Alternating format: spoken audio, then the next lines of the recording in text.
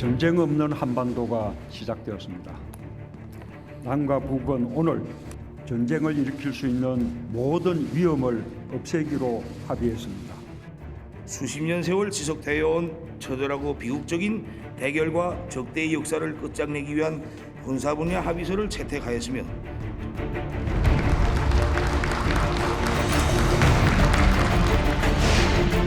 더더욱 도발적으로 나온다면 북남 군사 분야 합의서도 시원스럽게 파기해버리는 특단의 대책까지 예견하고 있다.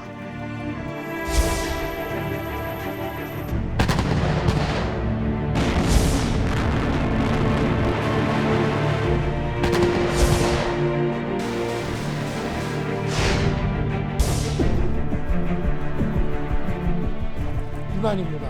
하나하나 저희도 다 검토하고 있습니다. 그러니까 남북 9.19 합의 위반인 건 맞습니다.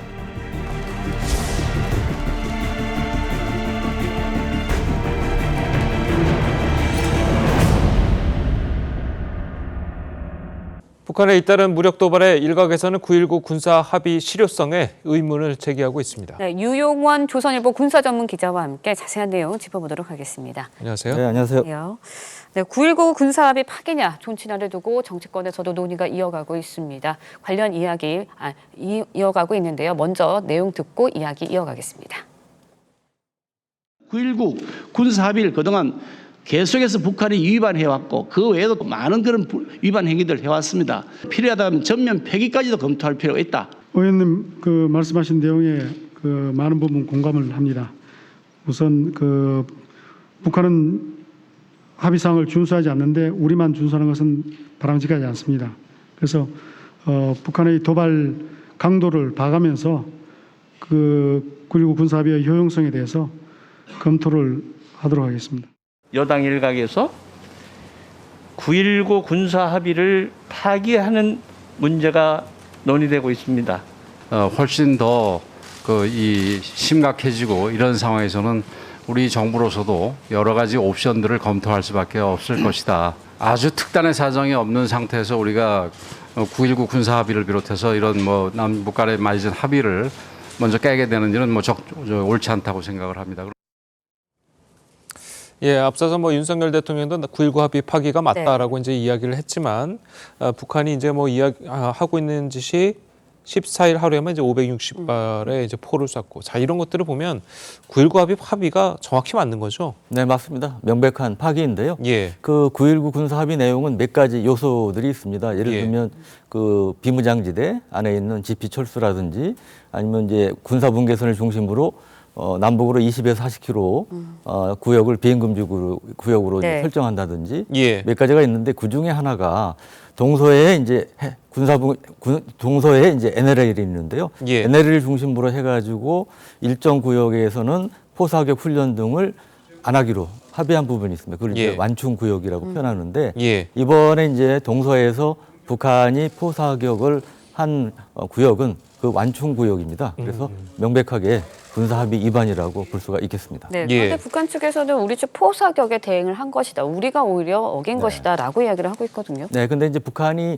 이제 빌미로 삼은 그 포사격 훈련은 이제 주한미군의 다연장 로켓 사격을 포함해서 한미군이 이제 포병 사격을 한 건데요. 네. 이제 남북 군사 합의에서는 이제 군사 분계선을 중심으로 5km 이내 지역에서는 포병 훈련이나 연대급 훈련을 하지 않기로 합의한 부분이 있습니다. 그런데 이번에 한미가 훈련을 한 지역은 5km 이남 지역이에요. 그래서 군사 합의 위반이 아닙니다. 북한이 이제 괜한 우리한테 쉽게 얘기하면 이제 뒤집어 씌우기 위해서 억지 주장을 편 것이죠. 예. 네. 자, 만약에 그 합의 내용을 좀 보면 만약에 한쪽이 위반하면 그 위반을 했기 때문에 그 협약이 파기가 되는 겁니까? 어떻게 되는 겁니까? 그러니까 자동적으로 파기된다 이런 부분은 명확하게는 없고요. 예. 네. 기본적으로 군사합의의 이제 정신은 사실은 한반도에서 이제 긴장을 완화한다. 이게 기본 정신입니다. 그래서 그동안 이제 사실 군사합의 내용에 이제 미사일 사격이라든지 이런 걸 금지한다는 내용은 없기 때문에 북한이 많은 미사일 쏘지 않았습니까? ICBM을 포함해서 쐈는데 그 부분에서 우리가 명확하게 군사합의 위반이라고 얘기는 안 했죠. 군사합의 정신을 위배했다 이런 표현을 써온 건데 이번 같이 이제 포사격 훈련이나 이런 것들은 명확하게 이제 위반을 한 것이고요. 그래서 서로 간에 이제 사실은 어떻게 보면 우리가 흔히 하는 얘기로 이제 폭탄 돌리기라는 표현이 있지 않습니까? 예. 그래서 누가 먼저 이제 파기를 선언하느냐, 이제 그 관련해서 서로 고도의 그 심리전 뭐 이런 측면도 있다고 봅니다. 네, 일각에서는 북한이 이제 일부러 네. 9.19 군사 합의 파기를 유도하고 있다 이런 시각도 있는데 거기에 대해서는 어떻게 생각하시나요? 네, 그 부분은 우리가 이제 조심해야 되는 부분인데요. 사실 이번에 군사합의 위반이 아닌데 우리의 일상적인 훈련을 가지고 트집을 잡지 않았습니까? 그래서 우리가 이제 북한이 도발에 대해서 아주 센 대응을 하면 그것을 빌미로 해서 북한이 더 센 도발을 할 가능성이 있습니다. 그래서 이제 그런 부분에 있어서는 우리가 좀 신중하게 대응할 필요가 있죠. 그래서 이제 우리나라가 먼저 예. 뭐 9.19 군사 합의를 네. 일부러 파기할 필요는 없다, 뭐 이런 말씀이신 거죠? 그렇습니다. 지금 우리 정부 아까 이제 윤 대통령께서도 말씀하셨지만 위반은 맞다. 하지만 파기 부분에 대해서는 그래서 우리가 파기를 선언하겠다든지 이런 말씀은 안 하셨고요. 네. 다른 아까 이제 이종섭 장관이 이제 국회에서 뭐 말씀도 하셨지만 뭐 다양한 검토를 하고 있다는 정도로 얘기하셨지 우리가 파기하겠다고 밝힌 적이 없습니다. 그런 면에서 우리 정부는 이제 북한의 그러한 노림수에 말리지 않기 위해서 나름 이제 신중한 대응을 하겠다. 이게 현재까지 기본 입장으로 알고 있고요. 다만 북한이 지금까지 도발보다 훨씬 높은 고강도 도발을 한다면 그때는 우리가 사실은 이제 파기 선언이라든지 이런 부분 적극적으로 검토할 필요가 있다고 봅니다. 네, 예. 고강도 도발이라고 말씀하셨는데 네. 고강도 도발이라고 하면은 뭐 핵실험도 포함이 되어 있는 건가요? 어떤 네, 도발을 이제 말씀하시는 우리가 이제 건가요? 전략 도발과 일종의 이제 전술, 국지 도발을 좀 구분해 볼 수 있는데요. 전략 도발은 말씀하신 이제 7차 핵실험을 포함해서 네. ICBM 발사라든지 이런 것들이 이제 포함이 되고요. 네. 국지 도발은 우리가 이제 2010년도에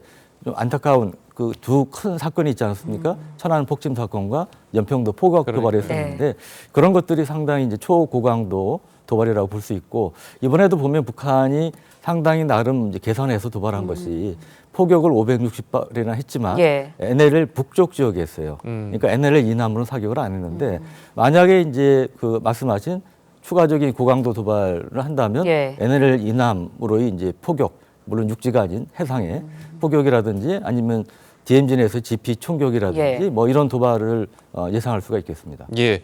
어쨌든 뭐 북한이 NLL 이북이라 예. 하더라도 완충 지역 내에서 포사격을 했기 때문에 위반한 것은 맞고. 네. 자, 그렇다면 우리나라 측에서도 좀 그거에 대한 대응으로 뭐 NLL 이남이라든지 이런 데서 좀 포사격이라든지 이런 거를 좀 해야 되지 않겠습니까? 어떻습니까? 그러니까 원래는 북한이 우리가 이제 NLL 이남으로 포격을 하면 예. 똑같이 우리도 NLL 이북 해상에 이제 포격을 하게 돼 있습니다. 우리 영토에 떨어지면 당연히 이제 원점 타격을 해야 되는 예. 것이고요. 그리고 전에 이제 긴장이 고조됐을 때는 NLL 이북이라도 해상에 포격을 하면 우리도 NLL 이남 수역으로 대응 포격을 하기도 했는데 예.